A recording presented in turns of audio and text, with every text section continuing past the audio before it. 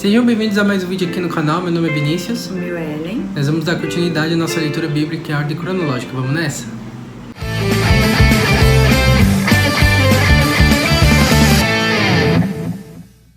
Números 23 diz assim: Então Balaão disse a Balaque: Construa aqui 7 altares e prepare para mim 7 touros novos e 7 carneiros. Balaque fez como que Balaão tinha dito, e os dois ofereceram em sacrifício um touro novo e um carneiro em cada altar. E aí Balaão disse a Balaque: Fica aí perto da sua oferta queimada, que eu vou até aí. Talvez o Senhor venha encontrar-se comigo e direi a você tudo o que ele me ordenar. Depois Balaão subiu sozinho até o alto de um monte. Ali Deus se encontrou com Balaão e este lhe disse: Construí 7 altares e sobre cada um ofereci um touro novo e um carneiro. O Senhor Deus disse a Balaão o que ele deveria dizer e o mandou voltar e entregar a mensagem a Balaque. Assim Balaão voltou e encontrou Balaque ainda perto da sua oferta queimada e junto com ele os chefes moabitas. Aí Balaão fez essa profecia: Balaque, rei de Moabe, me fez vir da Síria, das montanhas do leste, e me mandou chamar. Venha, ele me disse, e me faz o favor de amaldiçoar o povo de Israel. Sim, amaldiçoe os israelitas. Como posso amaldiçoar aquele que Deus não amaldiçoou? Como posso condenar aquele que o Senhor não condenou? Do alto das rochas, na montanha, eu vejo o povo de Israel. Eles vivem sozinhos e acham que são diferentes dos outros povos. Os descendentes de Jacó são como a poeira, são tantos que não podem ser contados. Gostaria de terminar minha vida como alguém que pertence ao povo de Deus. Quero morrer em paz como essas pessoas honestas. Então Balaque disse a Balaão: O que foi que me fez? Eu mandei chamar para amaldiçoar meus inimigos, mas você só os abençoou. Ele respondeu: Eu posso dizer apenas aquilo que o Senhor me ordena. Aí Balaque disse a Balaão: Venha comigo para outro lugar, de onde você poderá ver somente alguns israelitas. Amaldiçoe daqui essa gente, por favor. Balaque o levou até o campo de Zofim, no alto do monte Pisga. Ali construiu 7 altares, e em cima de cada altar ofereceu um sacrifício de touro novo e um carneiro. Então Balaão disse a Balaque: Fica aqui perto da sua oferta queimada, e eu irei até ali para encontrar com Deus o Senhor. O Senhor se encontrou com Balaão e disse o que ele deveria dizer, e mandou voltar até o lugar onde Balaque estava, a fim de lhe entregar a mensagem.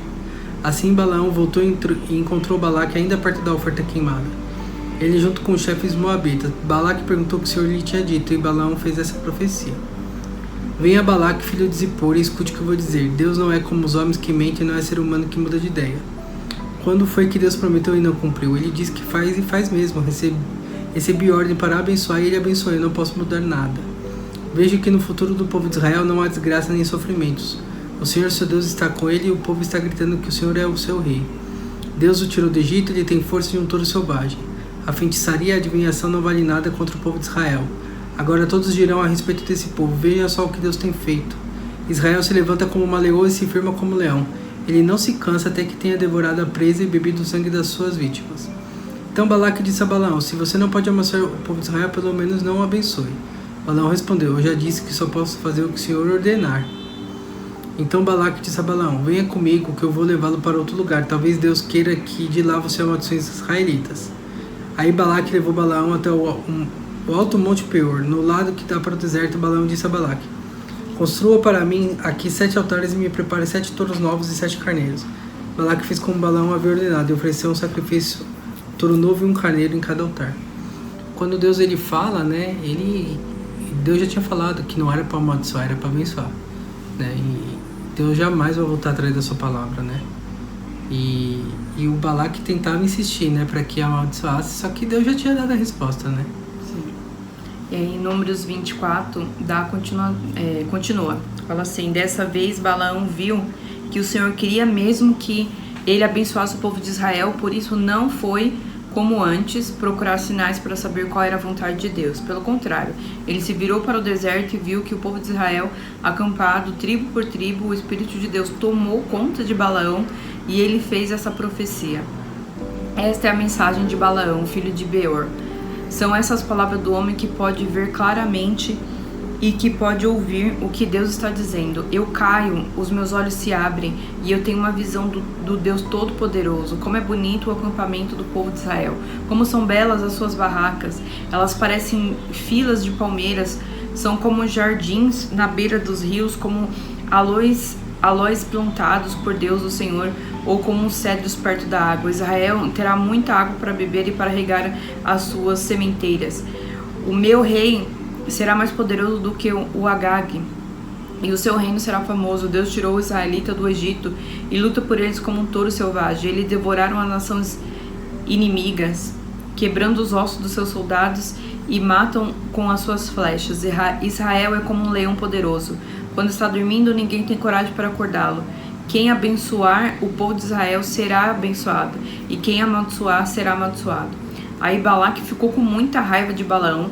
Com uma das mãos deu um soco na outra em sinal de ódio e disse: eu o chamei para amaldiçoar os meus inimigos, mas nessas 3 vezes você só os abençoou. Agora vá embora para sua casa. Prometi pagar bem a você, porém o Senhor Deus não está deixando que você receba o pagamento. Então Balaão respondeu: eu disse aos seus mensageiros que, mesmo você que me desse toda a sua prata e todo o seu ouro, eu não poderia desobedecer a ordem de Deus, o Senhor.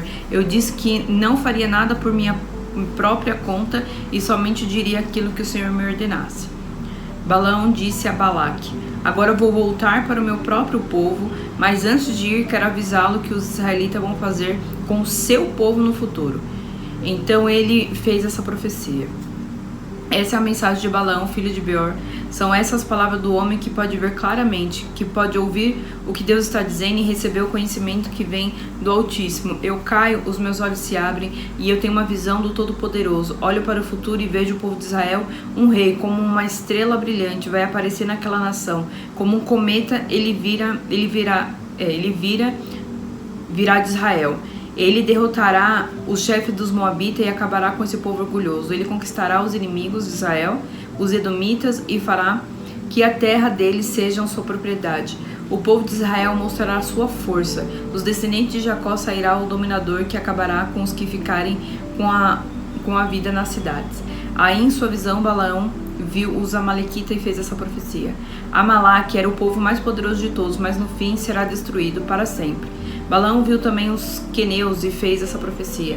O lugar onde vocês moram é seguro, o seu ninho está colocado na rocha, mas vocês serão destruídos como a Síria os levou como prisioneiro. Balaão fez mais essa profecia. Quem são esse povo reunido no norte? De Chipre virão os inimigos dos seus navios, eles conquistarão a Síria e Eber, mas depois eles mesmos serão destruídos para sempre.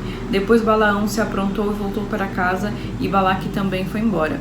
Quando eu leio essa história assim de Balaão, eu penso assim: toda vez que o rei Balaque tentava, as 3 vezes que ele amaldiçoasse, ele não amaldiçoava porque Deus estava ali no comando. O que traz no meu coração nessa história é assim: mesmo que você não saiba, porque o povo de Israel nem sabe o que estava acontecendo, ele só estava ali, vivendo sua vida normal no cotidiano, e Deus estava protegendo. Então, assim, quantas vezes Deus nos protegeu sem a gente saber? Então, assim, quando não se preocupa. Pode levantar Balaque, pode levantar o que for. Mesmo que queira um Balaão se levantar para amaldiçoar você e sua vida, isso também não vai acontecer, porque Deus está nos protegendo. Deus está olhando aquilo que está até nas nossas costas que a gente não consegue ver. Então, quando eu leio essa história, eu tenho muito essa percepção para mim, que mesmo que eu não veja, eu sei que Deus está me protegendo em todo ao meu redor. Amém. Números 25 diz assim: quando os israelitas estavam acampados no Vale das Acácias, os homens começaram a ter relações com as mulheres moabitas. Elas convidaram o povo para festas em que eram feitos sacrifícios aos seus deuses, e os israelitas tomavam parte nos seus banquetes e adoravam seus deuses. Assim os israelitas se reuniram para adorar o deus Baal Peor, e por isso o Senhor Deus ficou muito irado com eles e disse a Moisés: reúna os chefes do povo de Israel e os enforque diante de mim em plena luz do dia. Assim a minha ira contra o povo de Israel acabará. Moisés disse aos chefes: cada um de vocês mate os homens da sua tribo que foram adorar o deus Baal Peor. Moisés e todo o povo estavam chorando em frente à tenda do Senhor. Então um dos israelitas levou uma mulher midianita para dentro da sua barraca na presença de Moisés e toda a sua gente. Quando Finéias, filho de Eleazar, neto do sacerdote Arão, viu isso, levantou-se e saiu da reunião. Ele pegou uma lança, seguiu o homem, entrou na barraca e enfiou a lança na barriga dele e da mulher. E assim acabou a epidemia que havia entre os israelitas, que já havia matado 24.000 pessoas. Então o Senhor Deus disse a Moisés: Finéias fez com que terminasse a minha ira contra o povo de Israel. Finéias é como eu, não tolera a adoração de outros deuses além de mim. Por causa do que Finéias fez, eu, na minha ira, não destruí os israelitas. Portanto, diga-lhe que faço agora com ele uma aliança de amizade. Ele e os seus descendentes sempre serão sacerdotes, porque ele não deixou que os israelitas adorassem outro Deus além de mim, e assim conseguiu que fossem perdoados. O israelita que foi morto com a midianita se chamava Zinri. Ele era filho de Salu e chefe de uma família da tribo de Simeão. A mulher midianita que foi morta se chamava Cosbe. Ela era filha de Zur, chefe de um grupo de famílias midianitas. O Senhor ordenou a Moisés: ataquem e matem os midianitas. Eles prejudicam vocês, pois os enganaram, levando-os a adorar o ídolo de Peor.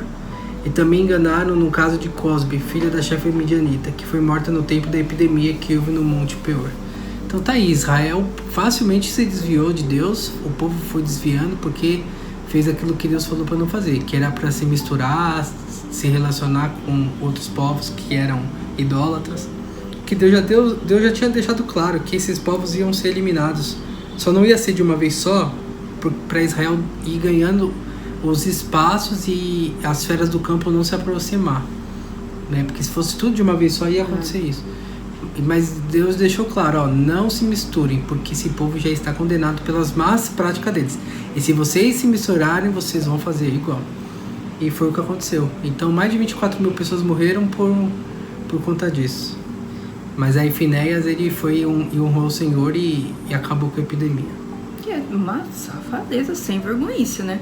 Tava tendo uma reunião e no meio da reunião o cara teve cara de pau de levar a midianita pra dentro da barraca, assim, na luz do dia ou da noite, a Bíblia não relata, mas mesmo assim, sabe, numa folgadez toda, então pediu, né? Exatamente.